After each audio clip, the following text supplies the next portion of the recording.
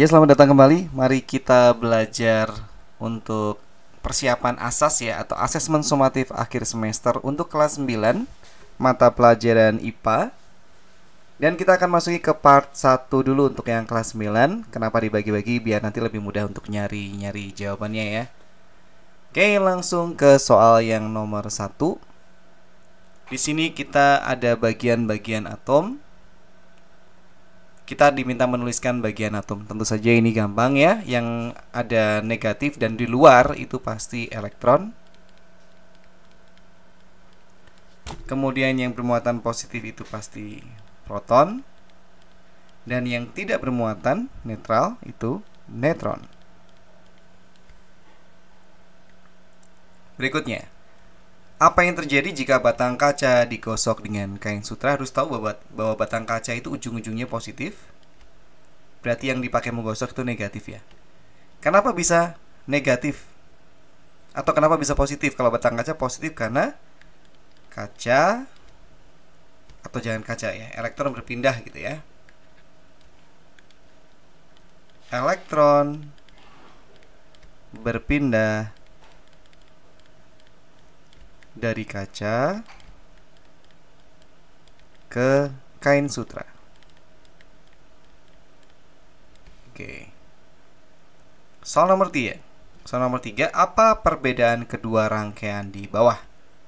Kalau kita lihat keduanya terhubung dengan tegangan AC ya, tegangan dari PLN AC. Nah, perbedaannya ada di sini ya. Ini saklar tertutup. Artinya rangkaiannya tertutup. Dan ini sudah pasti saklar terbuka. Berarti rangkaiannya terbuka. Rangkaian terbuka tidak ada arus listrik. Rangkaian tertutup ada arus listrik yang mengalir sehingga lampunya nyala ya. Nomor 4. Apa perbedaan arus listrik dengan arus elektron? Arus listrik itu berarti aliran muatan positif dari kutub positif atau potensial tinggi ke kutub negatif atau potensial rendah. Sedangkan sebaliknya, untuk arus elektron adalah aliran muatan negatif atau aliran elektron dari potensial rendah. Oh, tadi ngomongin kutub ya. Dari kutub negatif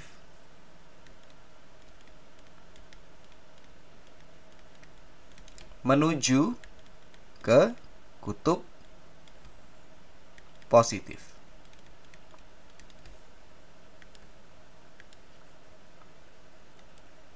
Oke. Berikutnya diberikan gambar alat listrik yaitu setrika di sini, bagian mana yang dirancang sebagai konduktor panas, konduktor listrik, isolator panas dan isolator listrik. Konduktor panas artinya bisa menghantarkan panas dengan baik, itu nomor 2 yang bawah. Konduktor listrik tentu saja colokan.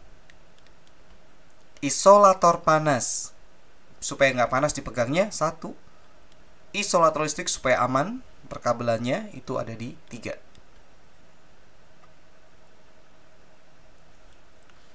Nomor 6. Suatu penghantar panjangnya 5 meter, L-nya 5 meter, dengan luas penampang kawatnya A sama dengan 1 kali 10 pangkat minus 2 mm persegi. Ini nggak usah buru-buru diubah dulu menjadi meter, karena kita harus lihat dulu nanti bisa dicoret atau enggak. Hambatan jenisnya 8 kali 10 pangkat min 3 ohm milimeter persegi per meter. Hitung hambatan kawat R-nya berapa. Pakai rumus ini aja, R sama dengan Rho kali L per A. Hamba jenisnya 8 kali 10 pangkat minus 3 ohm milimeter persegi per meter kalikan 5 meter. Ini atas bawah bisa dicoret. dibagi 1 kali 10 pangkat min 2 mm persegi. Ini juga bisa dicoret sehingga satuannya nggak ada yang perlu diubah.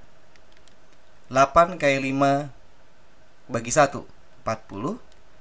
40 kali 10 pangkat min 3. Kalau 10 pangkat min pindah ke atas itu sama aja dengan dikali ya. Atau boleh juga min gitu ya. Dibagi gitu kan min ya. Dibagi itu min, ini ada min 2. Nah, ini nanti jadi plus. Min 3 plus 2. Berarti 40 kali 10 pangkat min 1. Nah, 10 pangkat min 1 boleh dijadikan 1/10.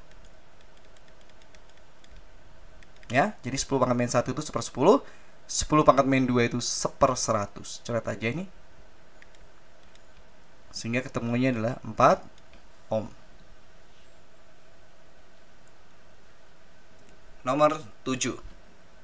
Lengkapi diagram pengukuran tegangan dan kuat arus di bawah. Ada hambatan, ini ada sumber tegangan. Kalau mau mencari tegangan resistor itu harus secara paralel, seperti di sini. Voltmeternya dan kuat arus diukur dengan ampere meter itu harus secara seri. Ya, segampang itu. Nomor 8. Nilai hambatan listrik pada grafik. Ambil yang paling kecil, ini sama ini. Kenapa? Karena ini nilainya sama, kamu mau ngambil yang manapun. R sama dengan V bagi I. 4 volt dibagi 0,2 ampere sudah standar. Paling kali 10 kali 10 supaya angkanya tidak ada desimalnya. 40 bagi 2. Jadinya 20 ohm ya. Oke, soal hukum 1 Kirchhoff ya. Kuat arus yang masuk sama dengan kuat arus yang keluar dari percabangan. Di sini masuk 2 ampere, masuk juga di sini 3 ampere. Sehingga I3 ini adalah 5 ampere. Kemudian lihat ini masuk juga ya, masuk ke B ya. Sehingga 5 tambah 1 jadinya 6 ampere. Berikutnya ada 2 hambatan bernilai 40 ohm. Apa bedanya jika kedua hambatan itu disusun secara seri atau paralel? Kita gambarin aja pakai simbol yang mirip rumput aja ya, biar cepat. 40 ohm dan 40 ohm, jadi rangkaian total atau rangkaian serinya 80 ohm. Tinggal dijumlahkan saja. Dan kalau saya susun secara paralel seperti ini, 40 ohm dan 40 ohm. Nah, kalau ada 2 resistor yang sama secara paralel tinggal dibagi 2 aja. Jadinya 20 ohm ya. Oke, jadinya beda banget ya. Satunya 80 ohm secara seri dan paralelnya 20 ohm. Berikutnya kita punya rangkaian yang seperti ini. Jangan takut kalau bengkok kayak gini. Itu tetap seri kok. Kalau masuk percabangan tak baru paralel. Oke, yang paralel akan kita hitung terlebih dahulu.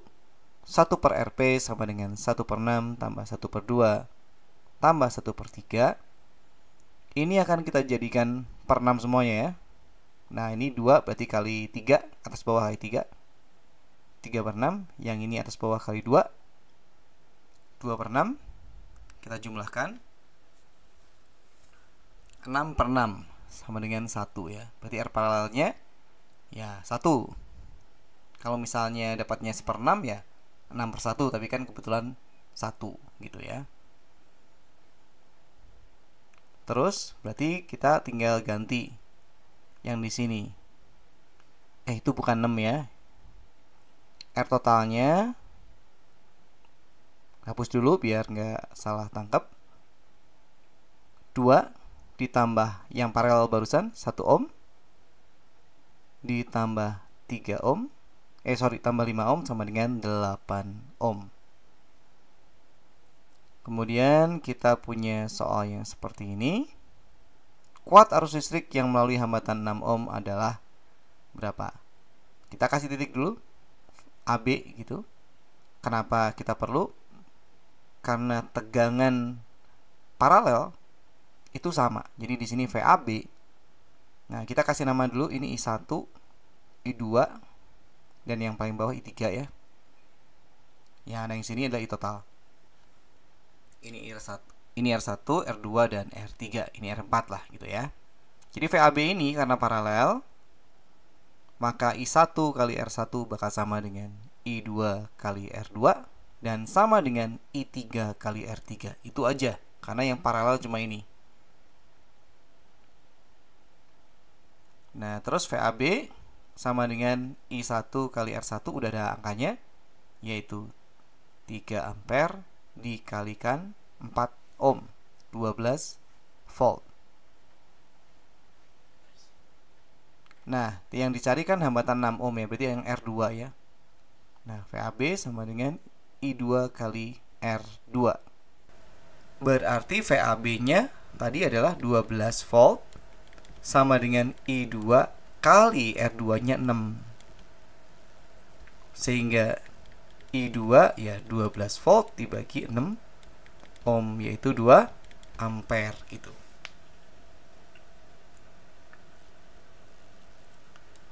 Nomor 13. Dan ini akan menjadi nomor terakhir untuk pelajaran hari ini ya. Nanti kita sambung di part yang keduanya untuk yang kelas 9 ini. Berapa tegangan pada hambatan 1 ohm? Di sini berapa gitu ya? Anggaplah VAB CD. Berarti VCD berapa gitu. Kita cari dulu R totalnya. Ada paralel angkanya sama, itu tinggal dibagi 2 ya. Berarti R total itulah 4 ditambah 3 ohm ditambah 1 ohm. Berarti 8 ohm. Kita cari dulu I total. Kenapa perlu? Karena VCD itu adalah I total dikalikan R yang di CD. Berarti I sama dengan V dibagi R total. 12 volt dibagi R totalnya adalah 8 ohm. Berarti 3/2 ampere. VCD seperti yang sudah dituliskan di atas, I total kalikan RCD, 3/2 ampere dikalikan 1 ohm, ya 3/2 alias 1,5 volt. Nah, sampai di sini dulu. Nanti kita ketemu lagi di video lanjutannya. Selamat belajar.